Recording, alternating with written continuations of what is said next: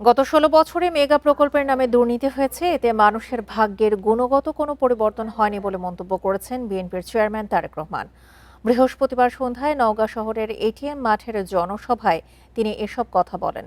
রাজশাহী থেকে বগুড়ায় যাওয়ার পথে নওগাঁয় জনসভায় যোগ দেন বিএনপির চেয়ারম্যান। বলেন, হুট করে প্লেনে চড়ে পালানোর কোনো পরিকল্পনা নেই বিএনপির।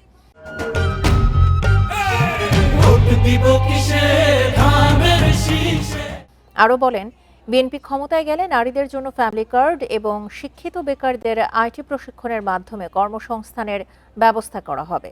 এজন্য আগামী ১২ ফেব্রুয়ারি ধানের শীষ প্রতীকে ভোট দিয়ে বিএনপিকে বিজয়ী করার আহ্বান জানান তারেক রহমান।